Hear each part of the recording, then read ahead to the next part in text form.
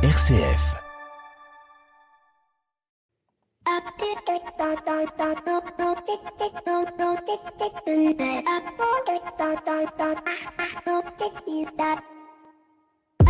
Bonjour à toutes et à tous. Alors que je finalisais la préparation de l'émission de cette semaine autour de la CSRD et que je me réjouissais de recevoir mes invités dans nos studios parisiens, voilà que mes plans se heurtent à un obstacle inattendu, ou pas d'ailleurs, une grève de la SNCF qui commence, comme par hasard, au milieu des vacances.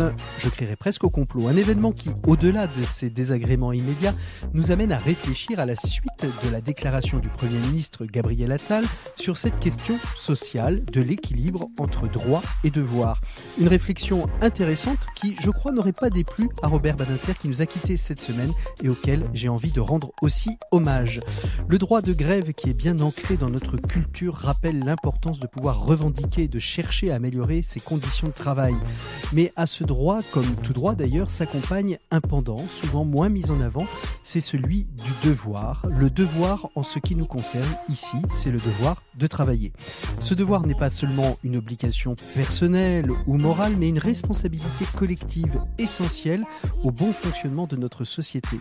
Cette grève nous confronte donc à une réalité complexe où droit et devoir s'entremêlent les uns avec les autres. Comment concilier ces deux aspects, parfois en apparence contradictoires ? Une question qui mérite une réflexion approfondie car elle touche à l'équilibre même du contrat social. Et ce n'est pas en 2 minutes que nous allons trancher de manière définitive, mais plutôt d'ouvrir un espace de dialogue et de réflexion.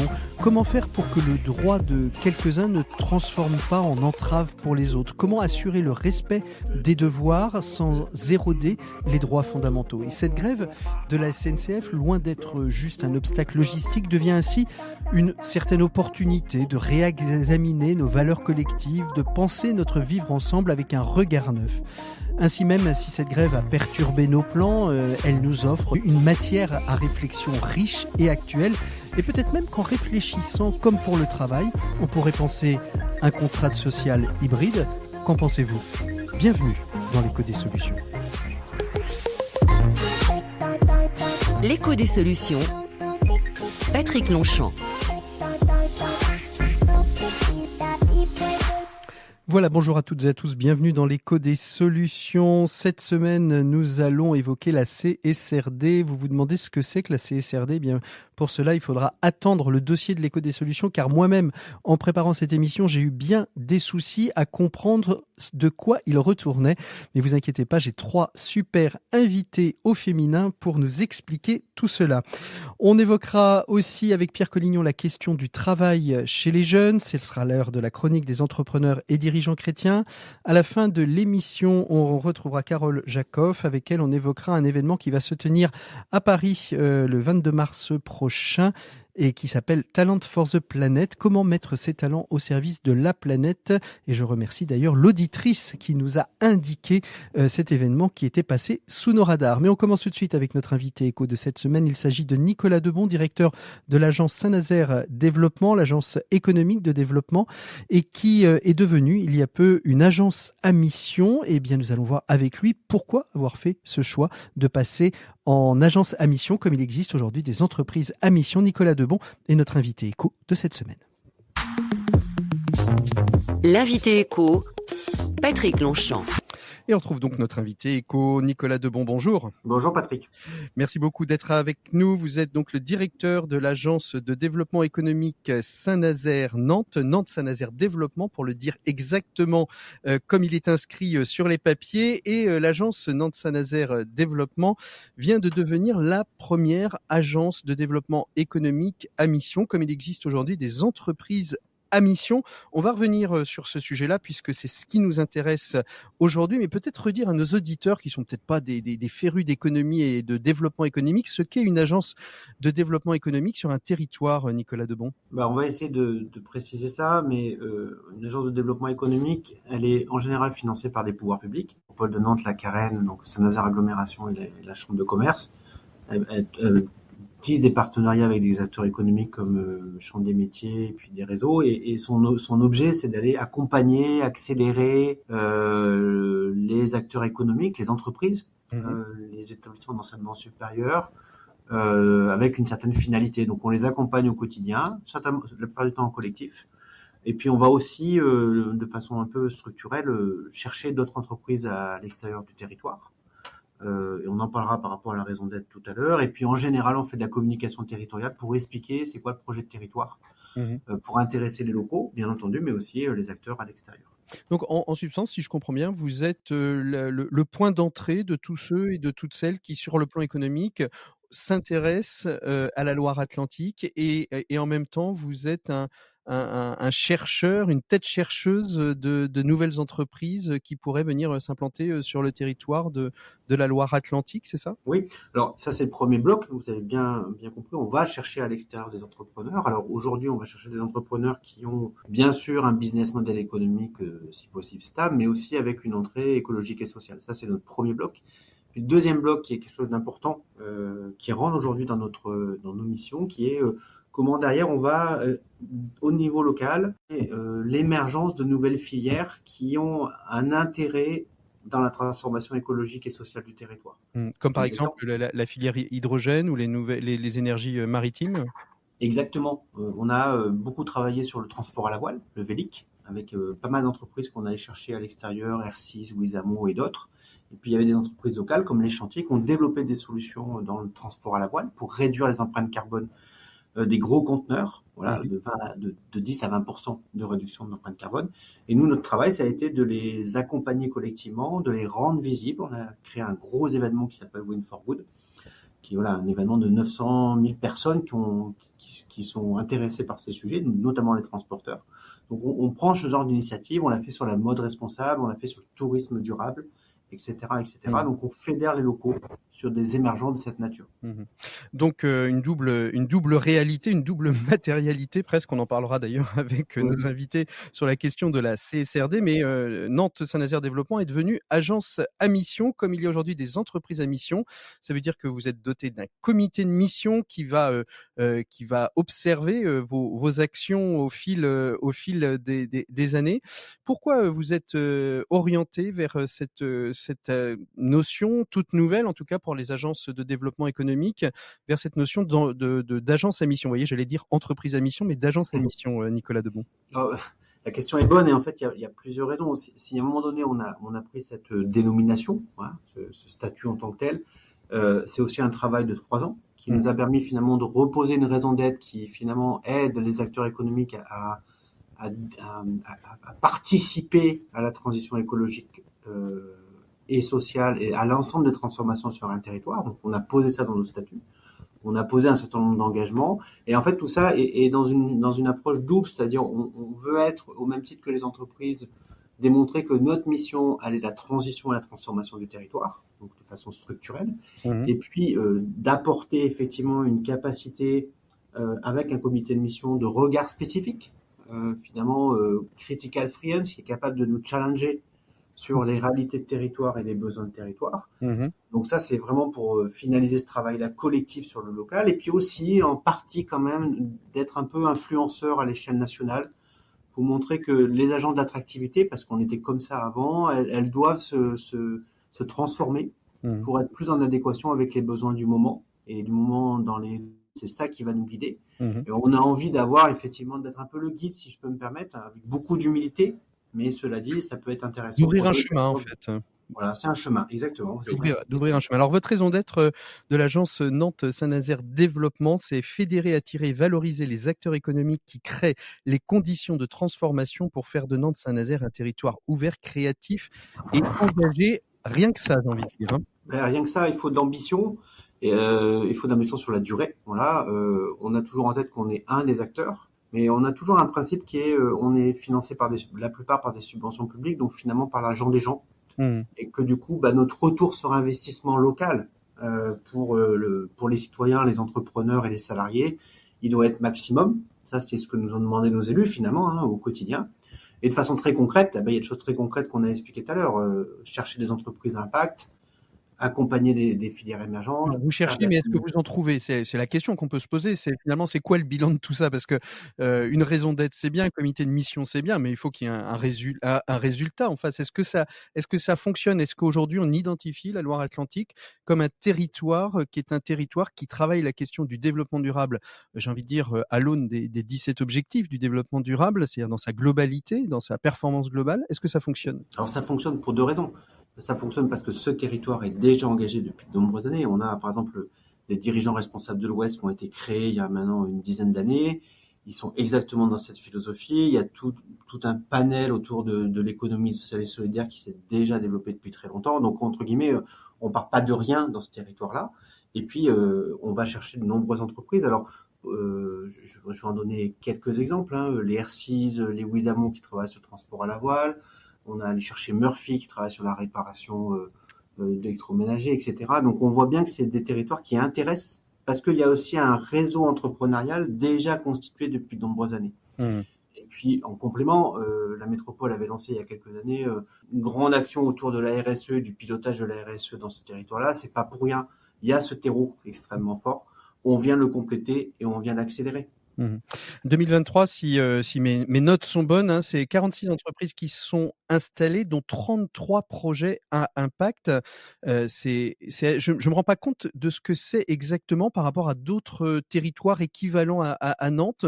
C'est plutôt des chiffres importants. Alors, on fait vraiment un choix, nous, de pas forcément accompagner du volume, puisqu'en fait, ces territoires vont bien encore, Nantes et Saint-Nazaire, avec des taux de chômage qui sont relativement bas, donc ces territoires vont bien. Donc on a plutôt une politique de choix. Donc c'est pour ça que il y a quelques années, il y a 5-6 ans, on avait plutôt pour objectif d'accompagner une centaine d'entreprises. Aujourd'hui, c'est à peu près une cinquantaine. Donc vous voyez, il y a un choix réel d'accompagner le développement, mais mesuré. Voilà. Et puis d'en avoir plus des 2 tiers qui sont à impact, c'est extrêmement intéressant. Et par rapport à d'autres territoires, je pense qu'on est largement en avance. Et surtout, c'est que c'est la stratégie des élus, qu'ils soient politiques ou entrepreneuriaux. C'est un choix qu'ils ont posé en disant on va chercher une majorité d'entreprises de cette nature-là. Ailleurs en France, c'est pas le cas. Voilà, donc c'est du coup une vraie singularité de plan d'action et de volontarisme. Pour terminer, Nicolas Debon, c'est quoi la next step, la prochaine marche pour l'agence de développement Nantes-Saint-Nazaire? On passe un cap, puisque nos statuts ont changé, notre manière de gouverner l'agence et donc son plan d'action est nouveau. Voilà. On va aussi ouvrir à d'autres partenaires, ça c'est la next step, au Grand Port Maritime, à Nantes Université et à 5-6 réseaux dont les échos solides, pour ouvrir notre gouvernance et pour que, entre guillemets, notre plan d'action soit encore plus en adéquation avec les besoins de territoire.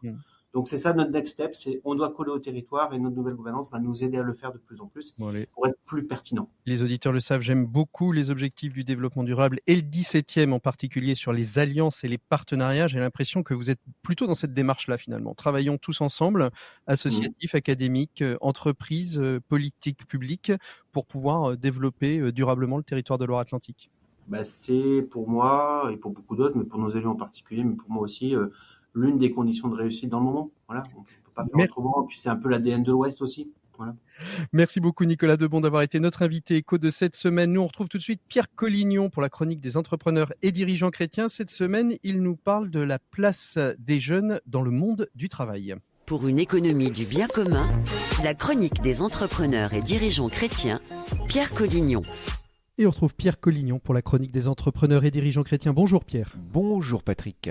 Heureux de vous retrouver. Pour une fois, nous sommes de visu et il faut le souligner parce que nous sommes très souvent à distance l'un de l'autre. Mais là, nous nous sommes retrouvés dans votre bureau à Angers, à l'IRCOM. Alors, la chronique des entrepreneurs et dirigeants chrétiens, cette semaine, vous la consacrez à la question de l'emploi des jeunes.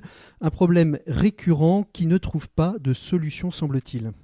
La tendance n'est effectivement pas très bonne puisque le taux de chômage est de 7,5% de la population active et accuse une hausse de 0,4 points fin 2023 par rapport à la même époque en 2022. Même si ce chiffre demeure nettement en dessous de son pic du mois de mai 2015, donc vous voyez c'était il y a longtemps, où il était à 10,5% de la population active, la dynamique semble s'essouffler. Alors la tendance est-elle la même pour l'emploi des jeunes ? Là, c'est clairement plus grave. Les fameux NET, acronyme anglais pour ni en emploi ni en formation, représentent 12,5% des 15-29 ans et sont en hausse de 0,2% par rapport à l'an passé.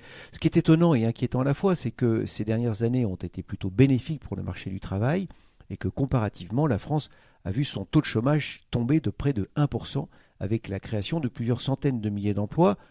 Logiquement, les plus jeunes auraient dû en bénéficier. Alors comment est-ce qu'on explique ce problème ? Les causes, objectivement, sont à la fois multiples et complexes. Elles s'expliquent notamment par un décalage entre les formations et les attentes des entreprises en matière de compétences professionnelles. D'ailleurs, on voit bien que le chômage touche plus les jeunes non diplômés que ceux issus d'un parcours de formation. L'enseignement professionnel est souvent jugé trop difficile d'accès pour les jeunes non qualifiés. Or, un jeune actif sans qualification a particulièrement besoin d'être suivi et aidé, financièrement mais aussi administrativement, pour trouver une formation ou un emploi adapté.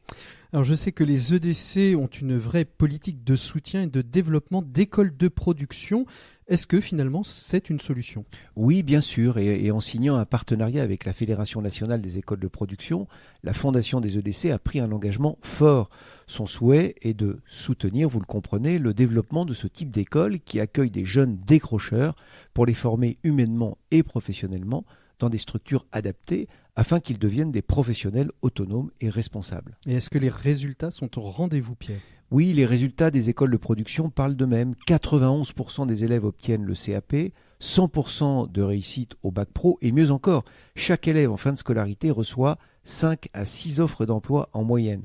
Ces chiffres sont éloquents, mais ils ne doivent pas nous empêcher de nous poser la question en tant qu'employeur, la question de savoir ce que nous faisons pour favoriser l'insertion des plus jeunes.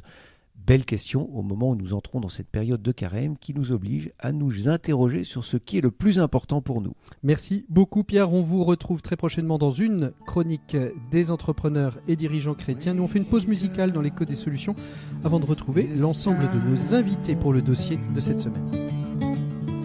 We need to find a better place to hide.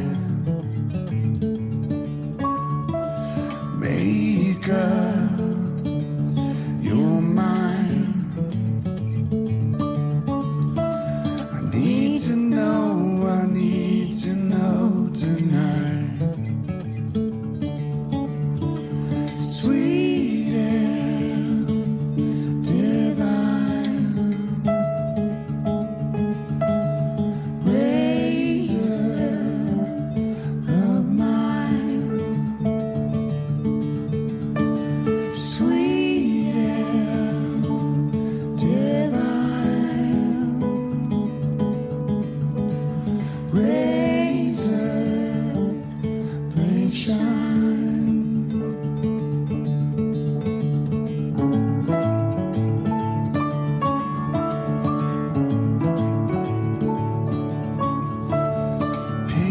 Patience, my dear.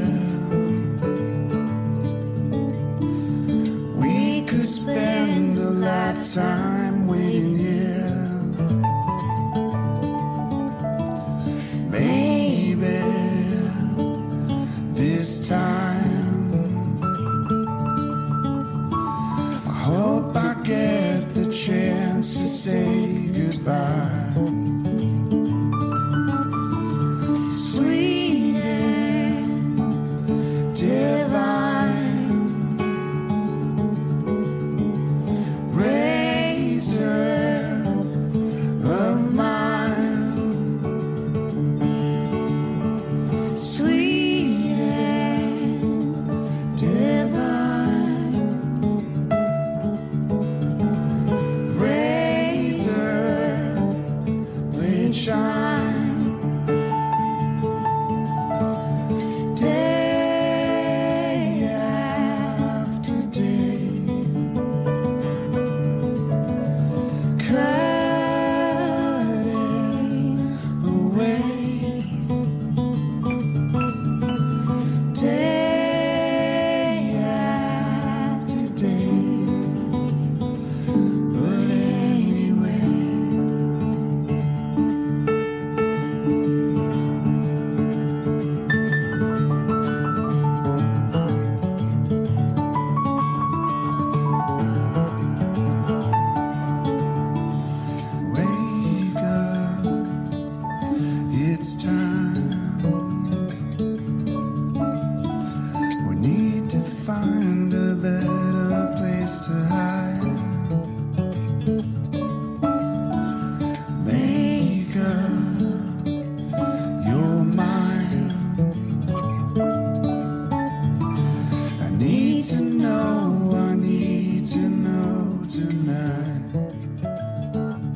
C'était Norah Jones et David Groff sur RCF.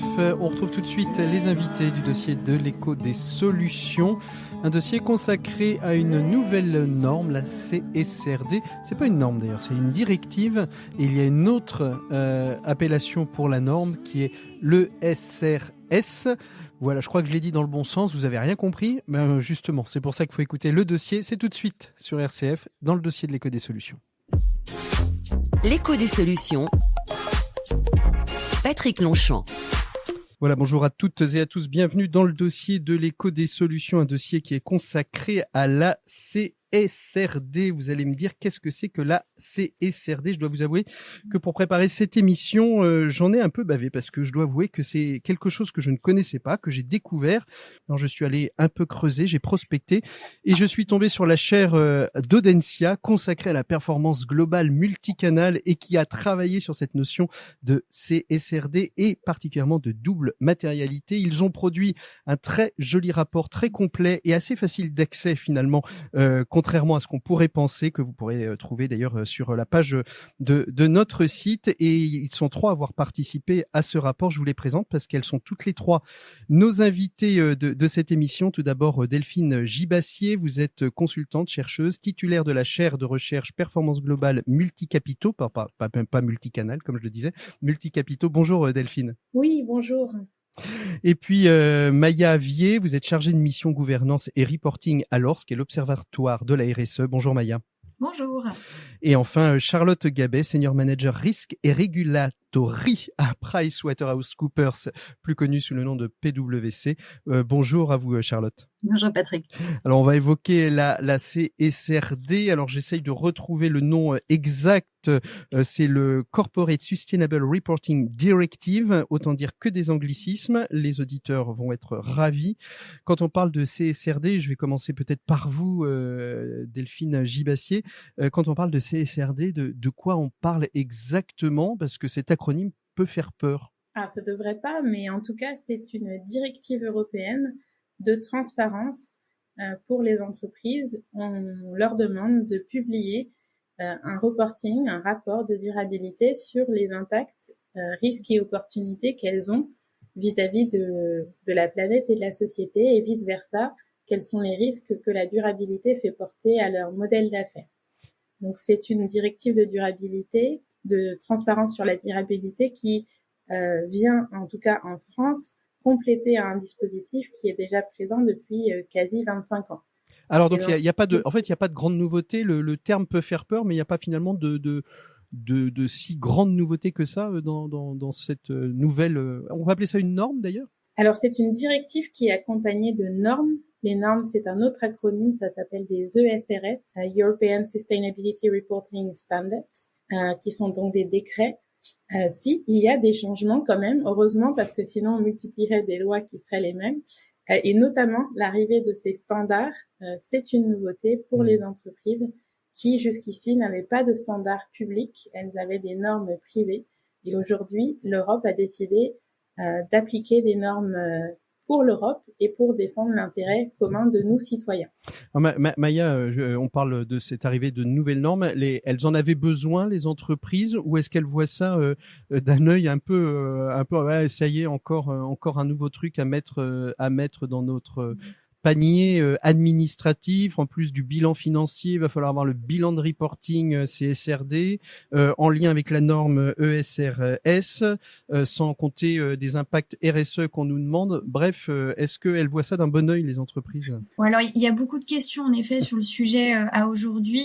En fait, ça dépend aussi du niveau de maturité de l'entreprise, parce que en fait avant, donc cette directive suit la Non-Financial Reporting Directive NFRD, donc d'autres acronymes, mais qui étaient en fait, on va dire, les prémices de justement la CSRD. Certaines entreprises étaient concernées, notamment des grandes entreprises.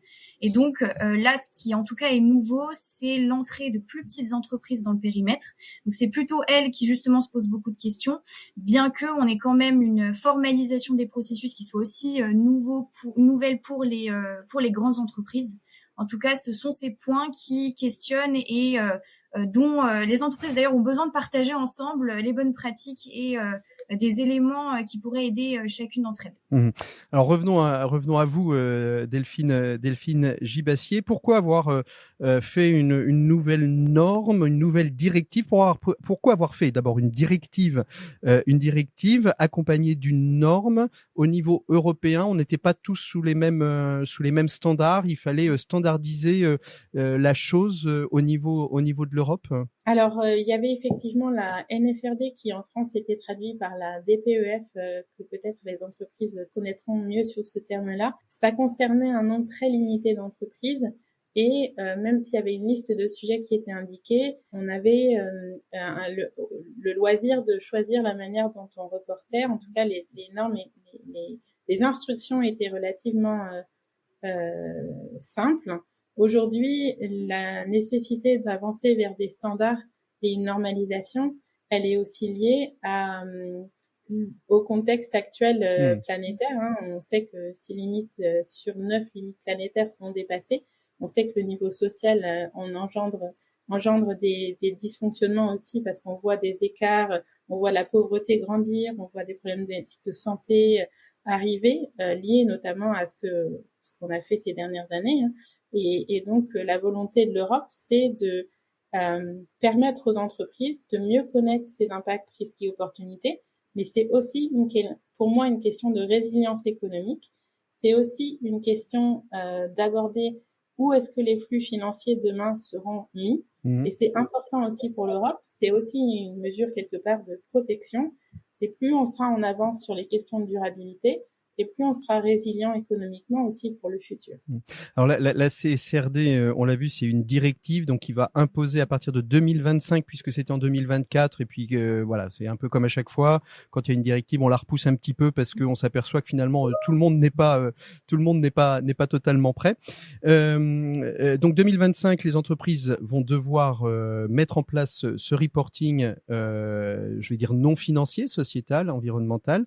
Ça veut dire que ça c'est pour toutes les entreprises un peu comme la RGPD ou est-ce que ça va être graduel cette obligation de reporting? Alors elle est graduelle. Les plus grandes entreprises sont concernées dès cette année, 2024. La grande majorité des ETI dont on a parlé, dont Maya a parlé, c'est plutôt 2025. Je fais de la grosse maille parce qu'il y a quand même plein de petites options et de petites choses à regarder. Et les PME cotées, celles qui sont sur un marché, c'est l'année suivante. Et les grandes entreprises étrangères, c'est encore l'année suivante sur le territoire européen.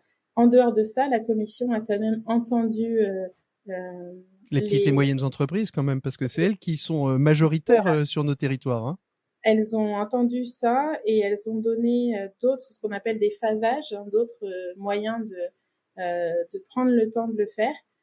Et donc, notamment pour celles qui sont entre 250 et 750 salariés, il y a énormément de phasages sur 1, 2, voire 3 ans. Il y a aussi pour toutes les entreprises un poids sur la chaîne de valeur qui est limité sur les 3 premières années, ce qui fait que je pense qu'elles ont été entendues et qu'elles ont le temps de s'y mettre. Charlotte, justement, je voulais vous donner la parole et vous me faites signe que vous voulez réagir justement à ce que disait Delphine. Qu'est-ce qui vous fait réagir dans ce que dit Delphine ? Non, je pense qu'effectivement, c'est intéressant de voir l'écoute du régulateur sur les petites entreprises, sur la mise en place. Donc, je pense que il faut, une fois qu'on a accepté et compris tous les acronymes, il faut arrêter d'avoir peur, il faut se lancer. Quelle que soit la taille de l'entreprise, ce qui est important, c'est de mettre en place les bons exercices, de rassembler les bonnes personnes autour de la table. C'est un reporting qui vient effectivement, des exigences qui viennent de changer la façon dont les entreprises vont partager leur narratif. Elles ont une obligation de dire aujourd'hui, et c'est important que ça soit structuré. Le message, en tout cas, que nous on souhaite porter via la publication qu'on a coproduit sur la double matérialité, c'est que arrêtons de regarder un petit peu la date de mise en œuvre. Il faut déjà se concentrer sur un exercice qui est majeur, qui est l'exercice de double matérialité. Et même si tout ne sera pas parfait sur la première année, il faut commencer à... Alors justement, parlons de la double matérialité, parce qu'en lisant votre rapport, vous avez tout ce que j'ai pu lire sur la CSRD, la double matérialité, c'est la première marche. Mais comment on définit cette double matérialité ? Qu'est-ce que c'est exactement ? Qui veut répondre parmi les trois sur la double matérialité ? Donner une définition de ce que c'est cette double matérialité. Delphine peut-être, ou Charlotte? Ouais, je vais y aller avec plaisir. Alors Charlotte. On est toutes les trois, on baigne dans le sujet depuis quasiment 2 ans maintenant, et c'est un concept qui était assez peu connu il y a quelques années, mais qui maintenant aujourd'hui s'entend assez facilement dans les entreprises. C'est très simple. La double matérialité, c'est le fait de considérer, et c'est ce que évoquait Delphine, c'est les effets qu'une entreprise a sur la planète et sur les personnes. Pour une ETI, concrètement, c'est la façon dont cette entreprise s'insère dans son territoire, comment elle gère ses riverains, ses clients, ses collaborateurs, enfin ses dépendances en fait à toutes ces personnes, et cette reconnaissance des effets qu'elles ont sur leur territoire, sur l'environnement, sur la biodiversité, sur le climat, bien évidemment, mais aussi sur les communautés locales, sur le réseau économique, sur le tissu social qui dépendent un petit peu finalement de ces sociétés. C'est vraiment une façon de mesurer les effets positifs et négatifs qu'elles peuvent avoir, les contributions qu'elles ont sur la société. Et au regard de ça, ce qui est une approche relativement nouvelle pour les entreprises, c'est aussi intéressant de se poser la question quelles sont leurs dépendances, quels sont les risques par rapport aux ressources naturelles, par rapport aux personnes, par rapport aux réglementations, par rapport aux exigences des différentes parties prenantes. Comment mettre en place un dispositif pour capter justement ces effets-là. Donc la double matérialité, c'est vraiment une façon d'avoir une considération globale de son écosystème en étant conscient des effets positifs et négatifs qu'on peut avoir, qu'une société peut avoir sur la société, et inversement, être aussi réaliste de ses dépendances, de ses enjeux, pour à terme, et c'est vraiment l'objectif de cet exercice, c'est faire évoluer son business model, son modèle d'affaires, sa façon de travailler pour répondre au mieux aux limites planétaires, à la réalité économique, et puis s'adapter et rendre son business le plus résilient, comme Delphine le précisait. Alors, Maya, vous êtes chargée de projet et chargée de mission à l'ORS, l'Observatoire de la RSE. Est-ce que vous allez être obligé de changer votre nom, Observatoire de la CSRD? Est-ce que la RSE n'est pas en train de mourir dans un nouveau concept, une nouvelle directive qui finalement va venir faire exploser, d'ailleurs, et on va parler de talent de force de planète à la fin de cette émission, mais faire finalement complètement muter les directions de la RSE vers d'autres des métiers complémentaires par rapport à cette directive SCRD. Je vais y arriver. Oui, alors tout à fait. Je pense pas qu'on deviendra observatoire de la CSRD. En tout cas, à date, on considère plus que la CSRD est un pan justement de la responsabilité sociétale des entreprises. Mais en tout cas, bien sûr, on a des travaux. En fait, nos membres qui adhèrent à notre réseau, à la fois des entreprises, des fédérations professionnelles, des institutions gouvernementales, vont réfléchir aux thématiques de RSE, de responsabilité sociétale des entreprises. Et donc, on a réfléchi justement avec nos membres à propos de la CSRD, et donc plus en précision sur la double matérialité. Et puis après, mis en commun en tout cas les résultats justement avec Charlotte, Delphine notamment. Alors ce qu'on voit, et je dirais en tout cas les questions qui se posent, c'est déjà comment on s'organise autour de cet exercice, parce qu'en fait les entreprises oui, parce que c'est ça, quand il arrive la nouveauté, il faut savoir s'organiser. Et puis en travaillant un petit peu la question, je me suis aperçu que c'est très bien de s'organiser, mais encore faut-il que la tête ait envie d'y aller. Oui, tout à fait. Et on a eu beaucoup de questionnements. C'est est-ce qu'aujourd'hui la RSE est une direction qui centralise par exemple toutes les informations de durabilité ou en tout cas de transformation, ou est-ce qu'on a besoin de personnes qui vont être dispatchées dans toutes les directions de l'entreprise, en tout cas quand elles existent, et qui vont justement après reporter ou en tout cas donner les informations à la direction RSE. Voilà, en fait le rôle de la direction RSE, ça aujourd'hui c'est une question qui est vraiment concrète, et nous on est beaucoup sollicité sur le sujet. Aussi toute la question des moyens, c'est-à-dire jusqu'où est-ce que la disponibilité à la fois des moyens, donc financiers, humains, techniques, et puis également tout ce qui est recrutement et compétences, ça c'est vraiment un point aussi. Alors on tente de travailler dessus, mais à la fois avoir les compétences disponibles au sein de l'entreprise, et sinon cartographier celles dont on va avoir besoin, que ce soit sur toutes les thématiques, parce qu'en tout cas là aujourd'hui cette directive couvre des thématiques extrêmement larges, bien sûr, qui sont toutes relatives en tout cas aux piliers sociaux, environnementaux, de gouvernance des entreprises. Donc il faut trouver les personnes qui pourront répondre à ces questions-là et apporter des éléments à terme pour transformer l'entreprise. Charlotte Gabet, est-ce que en plus d'être une directive avec des normes, est-ce que finalement le comprendre comme étant un levier de performance aussi de l'entreprise, c'est peut-être ça l'angle d'attaque pour faire comprendre aussi l'importance de cette directive CSRD et donc de la double matérialité?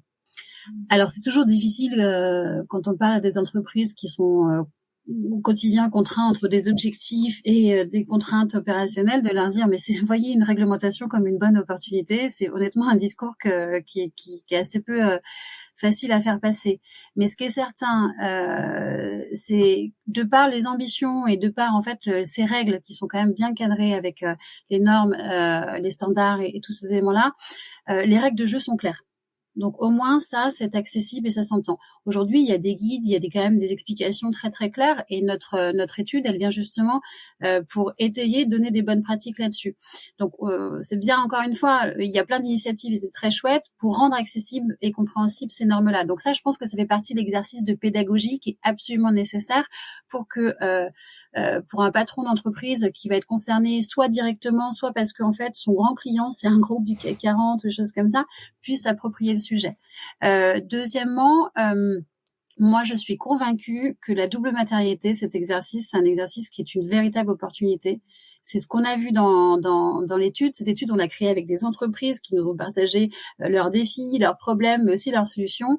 Et si je résume un des points clés de ce qu'on a retenu, c'est qu'on est vraiment sur un projet collaboratif. On est vraiment sur un exercice qui permet à des financiers, des personnes de la RSE, de la stratégie, des risques, de se parler des mêmes choses et d'avoir une vision commune afin de désiloter les fonctions et vraiment de voir ensemble vers où l'entreprise oui, va parce aller.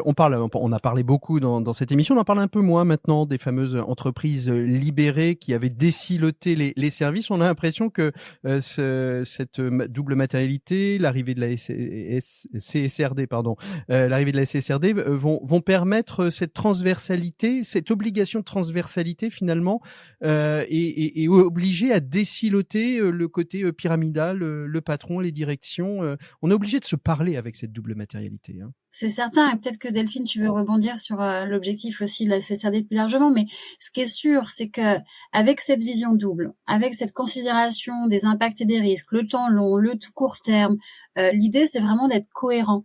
Et de faire se parler des éléments qui ne se parlaient pas aujourd'hui, à savoir un reporting financier qui est orienté que sur la performance financière, sur des bilans comptables assez classiques. On sait mesurer des flux financiers. C'est plus compliqué de faire parler de la biodiversité, de la prise en compte de l'intérêt général face à ce reporting financier classique. Et c'est bien l'objectif. Et la double matérialité, c'est pour ça que c'est important. Parce que c'est le première étape pour se faire parler les deux visions et de fixer les règles du jeu et le périmètre en fait de jeu du reporting mensuel. C'est ce que j'ai posé la question à Delphine, c'est par où on commence pour pouvoir mettre en place tout ça. C'est quoi les premières choses à faire? Je pense qu'il y a 2 étapes indispensables pour commencer la CSRD et commencer la double matérialité, ou peut-être 3. Obtenir la possibilité de parler à la gouvernance et d'embarquer la gouvernance. C'est un exercice stratégique, c'est pas que un exercice de reporting. On l'a vu, la double matérialité, ça redéfinit des éléments qui sont en fait autour du modèle d'affaires et de la résilience économique et la résilience sociale et environnementale. Donc ça me paraît clé. La deuxième, c'est que les directions financières qui, de manière assez poussive, s'engageaient sur la RSE ces dernières années sont désormais engagées. Et je vois pas aujourd'hui de projet CSRD sans un binôme, au moins un binôme RSE finance. Ouais. Et peut-être un troisième point que je dirais quand même, c'est on pense se connaître, on pense qu'on connaît l'entreprise, on pense qu'on connaît sa chaîne de valeur, son modèle d'affaires. Moi, je pense que la première chose avant d'embarquer une double matérialité, c'est de se reposer la question de qui on dépend, de qu'est-ce qu'on impacte. Et donc, de bien décrire tout ça. Donc, pour moi, les 3 premières étapes, avant même d'engager le processus, c'est d'avoir le buy-in de la gouvernance, d'avoir un binôme et de faire l'exercice d'aller peut-être faire des ateliers sur le modèle d'affaires, dessiner sa chaîne de valeur, parce qu'on se rend compte parce qu'en fait, on la connaît pas si bien. Exactement. Et puis parler le même langage, parce qu'un financier ne parle pas forcément le même langage que le marketing, que la RSE. Quand on parle de biodiversité, le marketing va penser emballage, la RSE va penser performance globale, et le financier va penser coûts supplémentaires pour dépolluer le site. Donc évidemment, on parle pas forcément toujours le même langage. Il faut arriver à faire converger. Comment vous accompagnez ces entreprises à l'ORS, Maya? Alors en effet, on a donc à l'ORS, on va à la fois produire aussi des contenus, donc comme on l'a fait là avec notre étude justement, notre livrable sur la double matérialité. On a aussi un atelier reporting donc d'échange et aussi de décryptage donc des normes, qui est coporté, animé avec un directeur dont les fonctions ou une directrice dont les fonctions portent justement sur les RSE, le reporting. Donc justement, ce livrable a été aussi porté par Frédéric Pinglot, qui est vice-président performance durable de Schneider Electric, donc une entreprise membre de l'ORS.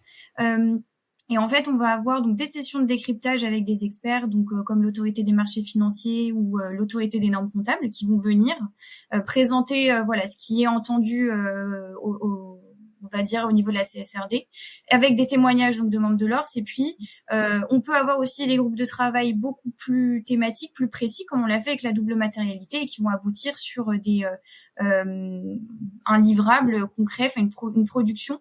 En tout cas, vraiment le mode d'action de l'ORS, où l'objectif c'est vraiment de le partage entre membres, de faire parler les membres ensemble, d'être en relation avec des pairs.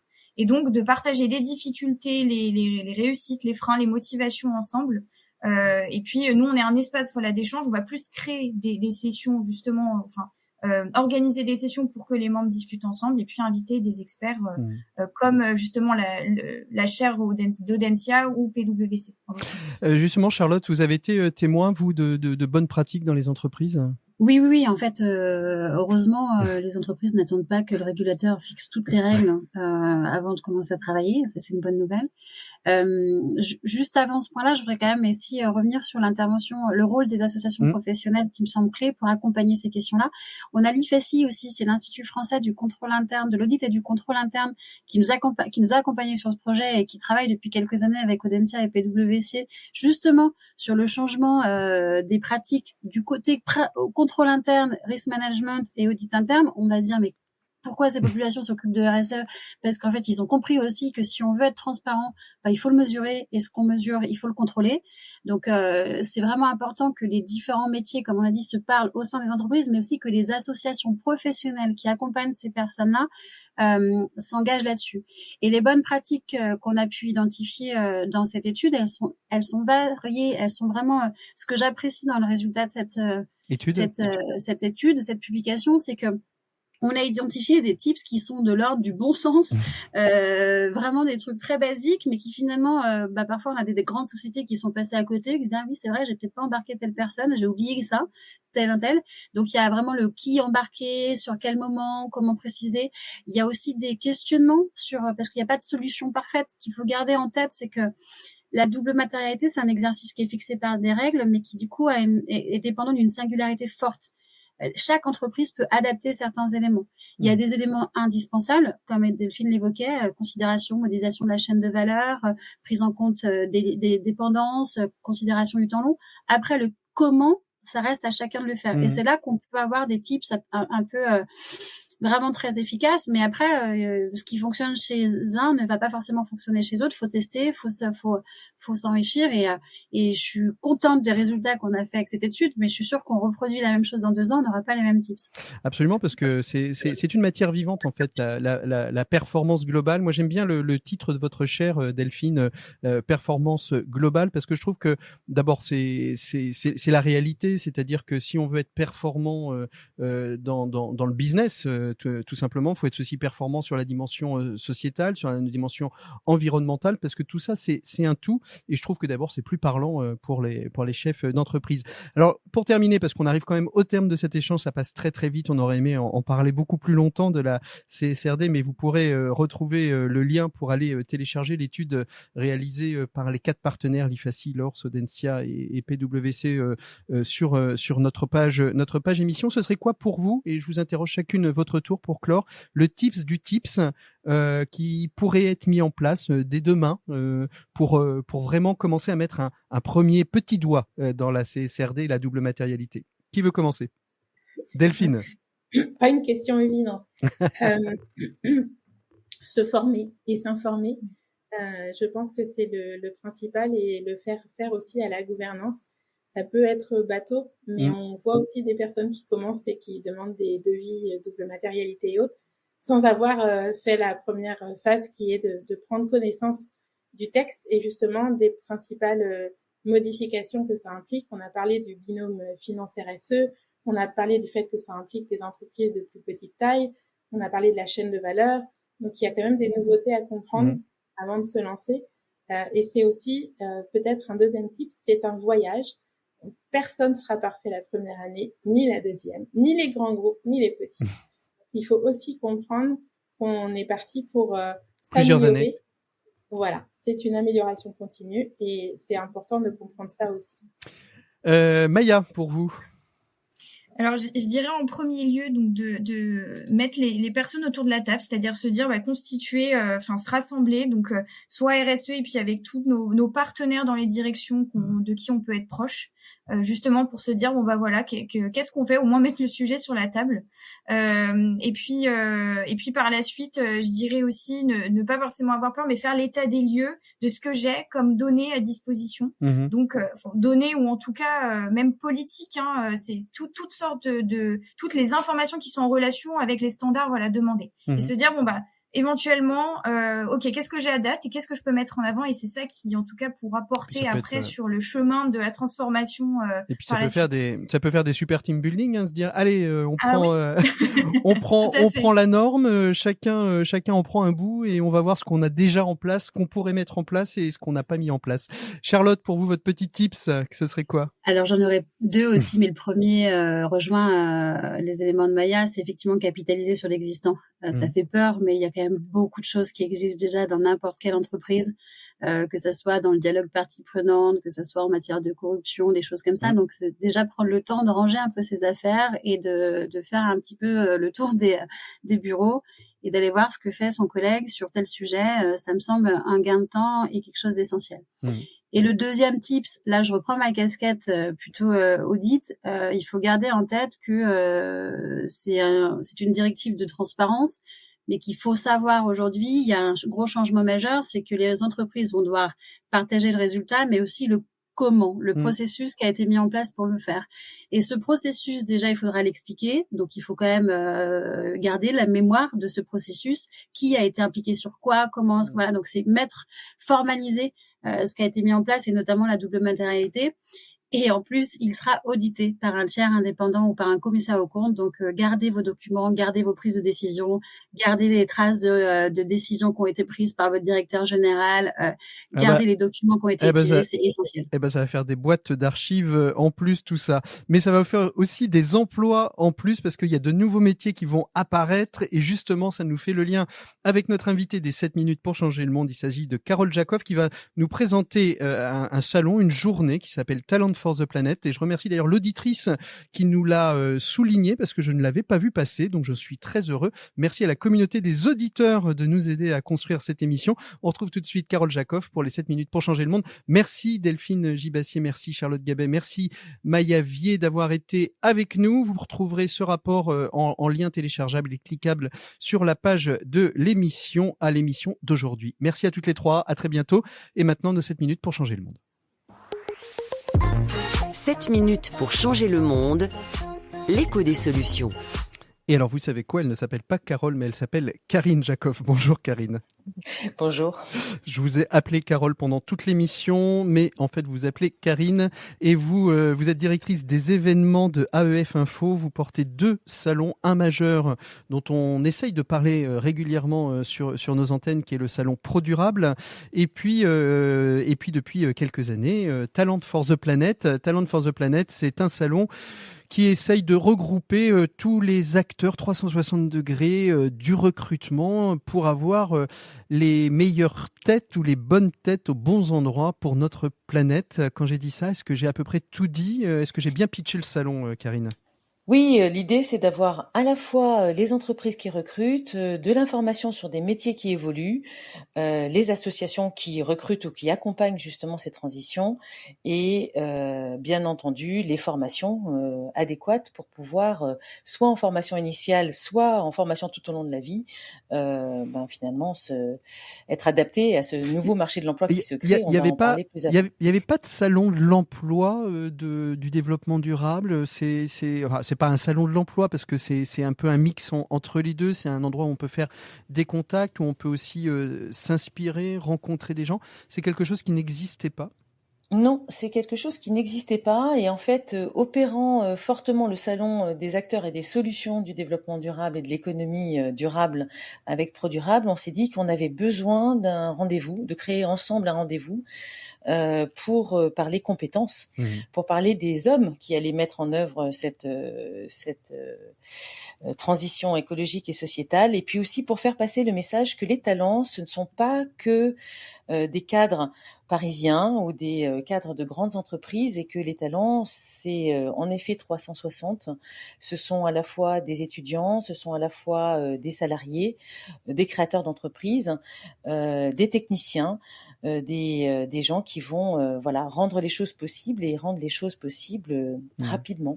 Alors on l'a vu dans les grandes écoles, pas mal de lauréats, de diplômés remettent en cause le fait de travailler dans des grands groupes. C'est un véritable aussi un enjeu pour les grands groupes que de savoir aussi séduire cette jeune génération qui aurait plutôt tendance soit à créer, soit à s'orienter vers des entreprises qui sont totalement dédiées à l'impact.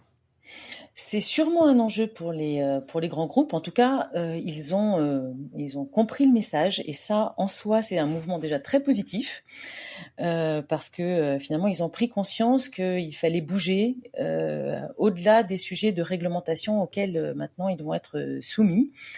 Donc voilà, ça a certainement permis de rééquilibrer le marché de l'emploi en faveur des plus petites entreprises, ce que les startups avaient initié. On a beaucoup d'étudiants qui créent ou qui ont envie de créer leur entreprise. Il faut peut-être un tout petit peu relativiser malgré tout le mouvement, c'est-à-dire que souvent les jeunes diplômés ou les étudiants estiment que ne choisissent pas leur école ou leur entreprise en fonction de la réalité des métiers dédiés, mais en revanche, pour eux, ils pensent que c'est important que la structure intègre ces enjeux. C'est-à-dire qu'en fait, il y a une obligation de responsabilité sociale et écologique. On l'a évoqué tout au long de cette émission avec nos trois invités pour parler de la CSRD. Ça va être de plus en plus au cœur de la stratégie des entreprises. Elles vont pas avoir beaucoup le choix. Ça veut dire aussi qu'il y a des métiers qui se créent, qui vont se créer. On voit bien les directions de la RSE. Je vais peut-être un peu grossir le trait, mais il y a quelques années, on mettait à la direction de la RSE des gens qui avaient une conscience écologique forte. Grosso modo, parfois, on savait pas trop où les mettre dans l'organigramme.